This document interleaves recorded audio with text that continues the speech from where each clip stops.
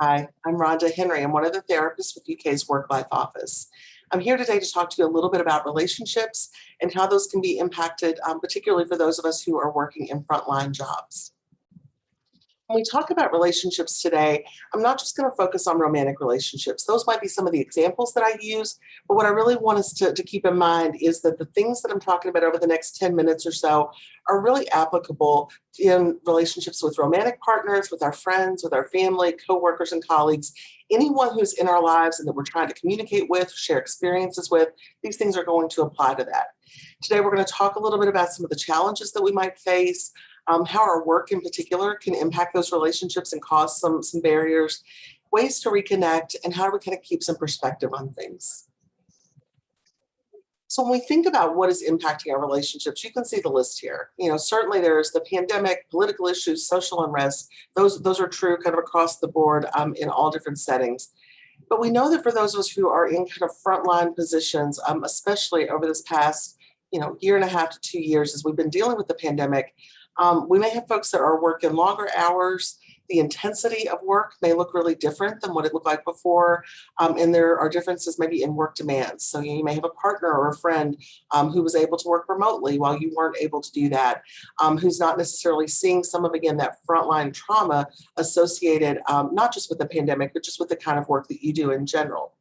That can have an impact on how we relate to each other. So when we think about some of these common challenges, what comes up for us in our relationships? I'm not going to speak to all of these in depth, certainly look over the list that's here, but I want to point out a few of these. We may have, internal sort of disagreements, with whether, again, partners, family, friends, colleagues. We might have disagreements about pandemic, about politics, about social issues. We may find that it's been hard to build new relationships, especially during this pandemic window. Distant relationships may be particularly hard if you've not been able to see folks, or if you feel like you're being exposed to things that you don't want to take home to your own vulnerable family members or friends. I think all of us are functioning within a lot of uncertainty, at times about the future. And that may be uncertainty about the bigger kind of global future of what's coming our way. It also might be uncertainty around your job and staffing and what kind of challenges you're going to face when you come into your next shift. So, having that uncertainty kind of in lots of areas of life is really difficult for us. We may crave some alone time. We may feel kind of bombarded with the intensity of need and need a little more alone time or away time to balance that out. That may sometimes feel like that gets in the way of some of our relationships. Certainly emotions can be closer to the surface. We've seen this as therapists during this time. We're carrying a lot of stuff for other people. You all are too. And so knowing that can make those emotions closer to the surface, which can make us more reactive, less thoughtful, more likely to kind of snap in that moment when we have some sort of conflict that might come up. And certainly, we may find that we're doing other things to kind of numb ourselves. After coming off really difficult shifts or a string of difficult shifts, we may find that we're doing things that are a little more isolating or doing things to numb ourselves. And that might be with things like substances. That might be things like playing on our phone too long or getting lost in social media, doing other things that require a little less investment just because our reserves are pretty low. What I really want us to think about for a minute is how that frontline work that we're doing can sort of bring that impact into our relationships, how it impacts those. And in some ways, we're going to talk about the negative impacts of that. I think anytime that we're talking about frontline workers, my background was working in rape crisis for many years. So for about 20 years of my career, 22 years, I worked in the areas of rape crisis and domestic violence work. So I was going into hospitals with people who were having rape exams. I was dealing, with things in that crisis moment. And I've developed a lot of interest in how that work impacts first responders, not only like me who are in the area of social work and therapy, but also law enforcement and healthcare. Those three areas in particular are an area that I've focused on over the years, and understanding how the work that we do, as important as it is sometimes causing some challenges for us when we're trying to be at home. So some things that have sort of stood out to me over the years is just the high intensity of our work. Sometimes we are seeing things that when we come home from our day at work and when our partner comes home from their day at work, we may have had two very, very different experiences. The intensity of what we see, the consequences of the work we do, knowing that if we make a mistake, it's not just, oh, that order isn't getting filled today. I'm not saying that's not important work. But sometimes if we think about the work we're doing, if we make mistakes, people are at risk of injury or death. That intensity and the knowledge of that is sometimes really hard to turn off. Just because we sort of clock out and drive home, it doesn't mean we can always sort of bring that internal feeling of intensity down. Often we have things we can't talk about, and that might be because of confidentiality rules, legal rules, all sorts of things around privacy for patients. There's lots of reasons we can't necessarily talk and process out our day with our families and our friends. Sometimes there are things that we don't want to talk about. So even if we could share, it sometimes feels like it takes too much energy to kind of break it down, especially if we have partners, again, family, friends, partners that are not in the similar kind of work that we are. It's really hard to give context to how intense something is or how important it is or why something was really frustrating if it went off track. Sometimes it just feels like too much energy to get back in there and rehash it. Sometimes our days, sharing our days can feel like a downer. Let me tell you, after I think I was at the Rape Crisis Center for about 14 years, there's nothing that will shut down the conversation at a party like saying, "Hey, what do you do?" And my response being, "I work at the Rape Crisis Center." So knowing that sometimes what we bring in is not necessarily what's appropriate for the moment. We don't always want to bring the mood down in some ways or shift it in those ways. We sometimes don't want to bring trauma into our homes. We see a lot of really hard things. We talk to people about some really hard things.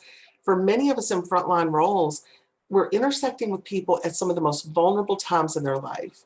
And that means that sometimes we see some really ugly, difficult things. It's hard for me to sometimes want to bring that in. I don't want to sit and think about that when I'm at home. I don't necessarily want to share that with anybody when I'm there.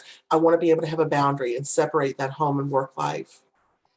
We don't want to worry our loved ones, and I would imagine so many of you have gotten those questions over this last year and a half, especially, how are you doing? From people that love you, how's it going? Are you hanging in there?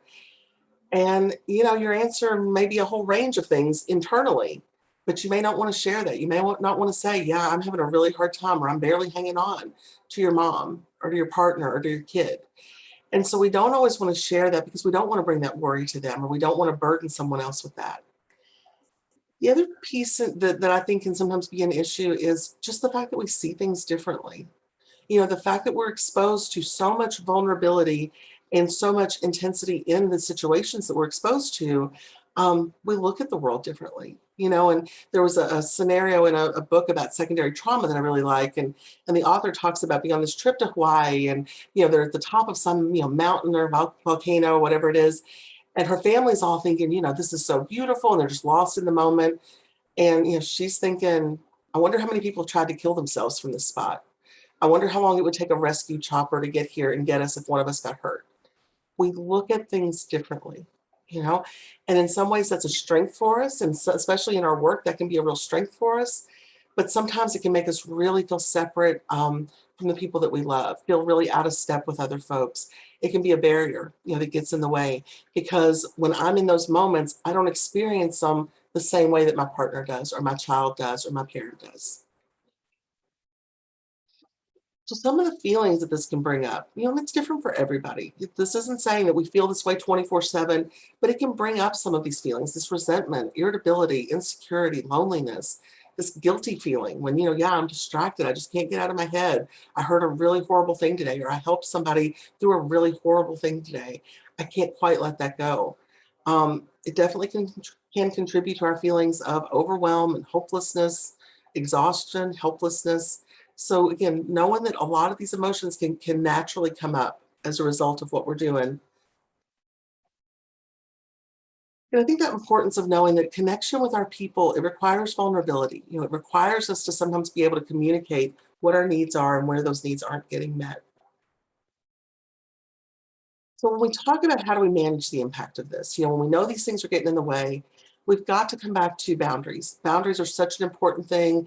If boundaries are a thing that make you feel uncomfortable, because it does for a lot of folks, they hear that word, they're like, oh, I'm not good at that. I don't know how to set those. This is a time to step into that a little bit. Read a little bit about it, listen to podcasts about that, talk to somebody like me, who can explore what do boundaries mean for me and how can I use them a little more effectively to manage some of this and lessen the impact on my relationship. trying to limit our work talk and COVID talk. We don't want to be in a space where that's all that we're kind of consumed with. We're not having a chance to think about other interests, other things that we want to talk about. The third one there, that plan for questions about your work. This one, I really encourage you to think of a specific answer here. When you know that, especially coming into the holiday time or coming into gatherings we might have, people are going to ask how it's going. They're going to ask how you're doing at the hospital. They're going to ask how your work life is going.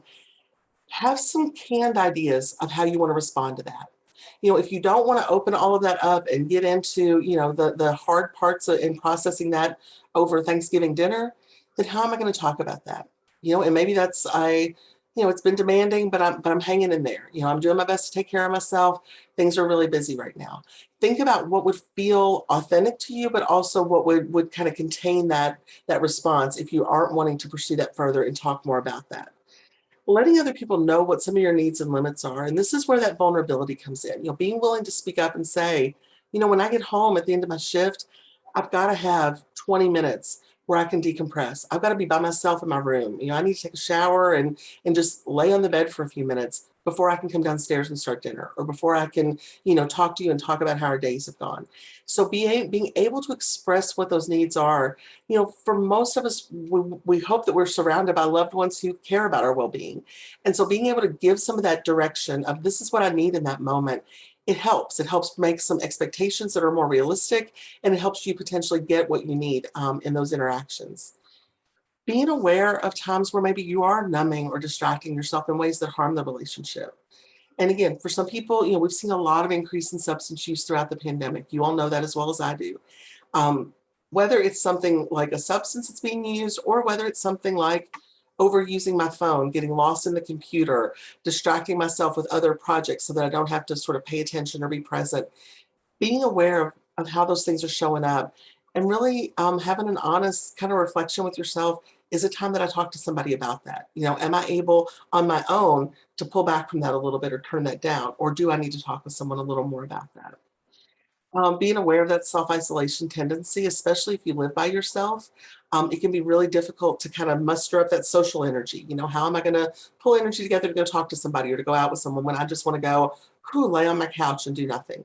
Okay, well, maybe it's finding the right time for that connection. Maybe right after my shift. Yeah, those are days where I don't have a lot left. I need to get home. I need to put some food in my face and get to bed and be ready to start my next day.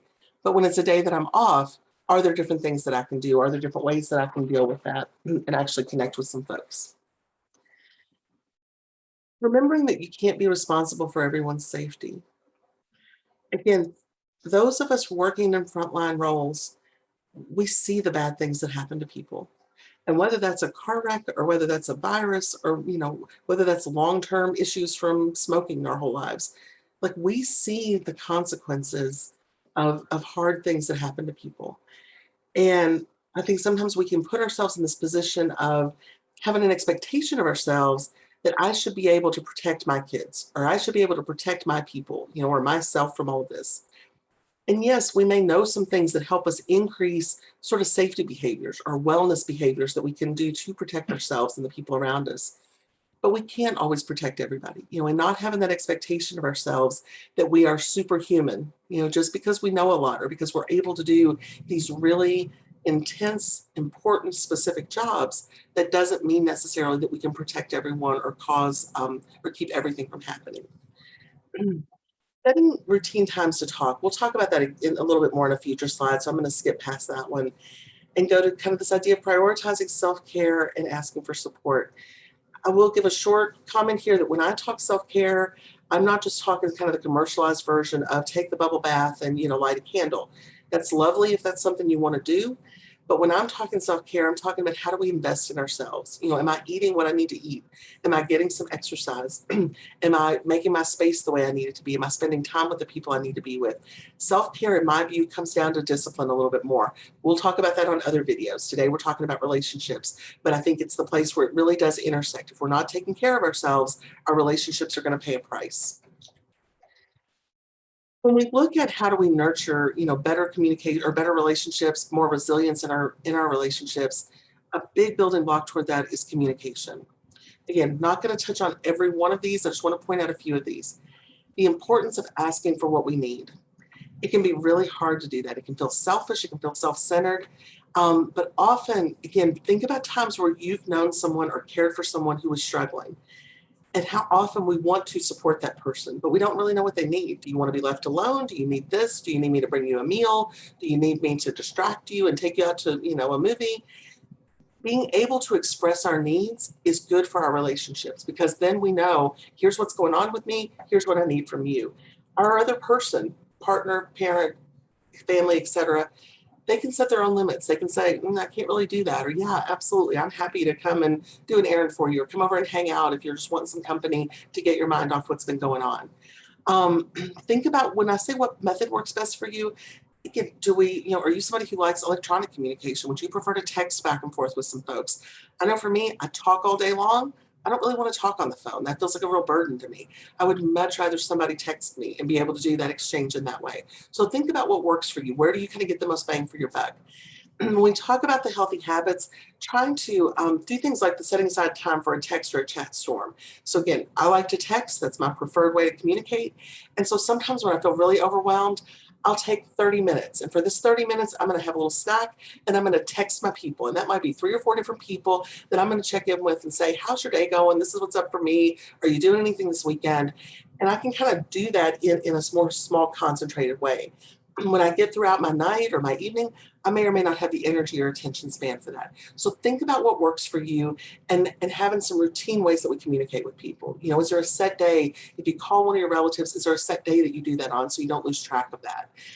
Having those set times to check in can help us not just look up and realize, oh, it's been too long since I've talked to my person.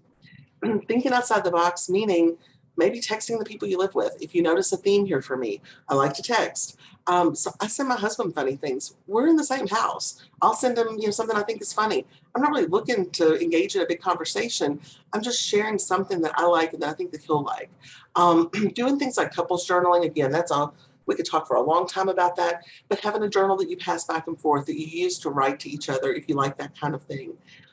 Same thing, friends or family being able to do a shared journal or something where we share experiences. Group chats or group texts can be really useful in that way.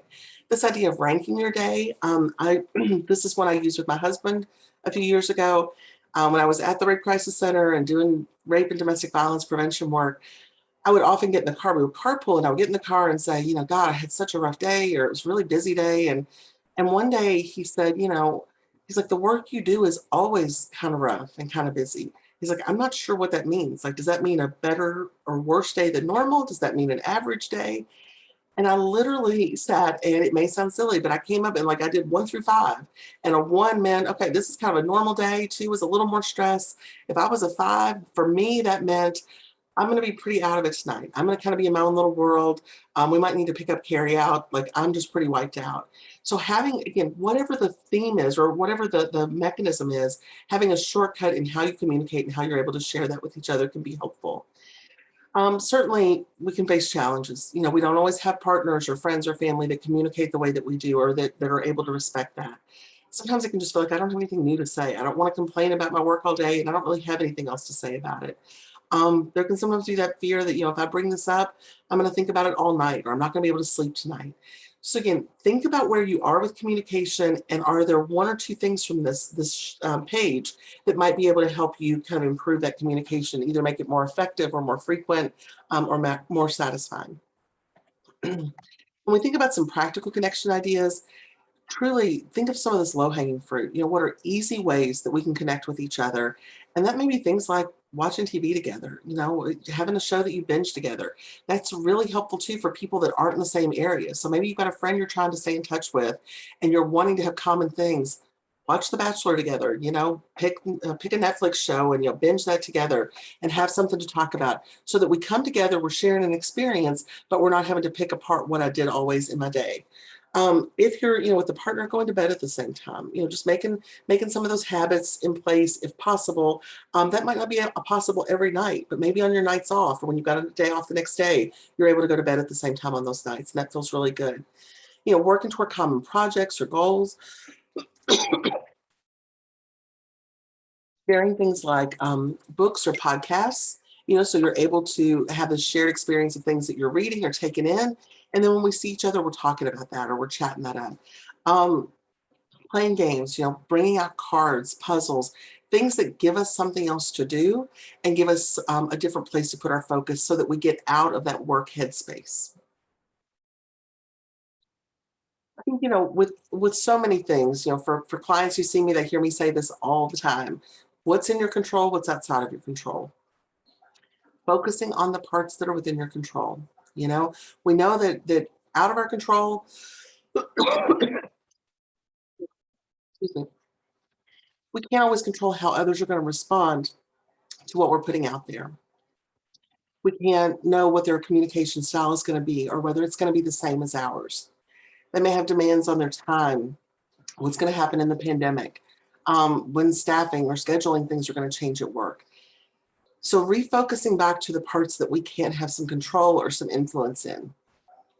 When am I responding to messages? If I know that, okay, when I first get off, I can't deal with these 5 or 6 texts that are sitting on my phone. That's got to be after I get home and after I've had some food or after I've changed clothes. What's my communication style? Am I able to say things directly? Am I able to express that, yeah, I prefer to text than a phone call. Let's only do a phone call if it's something that's urgent. If we can text, that feels more comfortable for me. Which relationships am I prioritizing? Who does get those few minutes of my time when I've got time to respond to things? Um, how am I showing up to my conversations?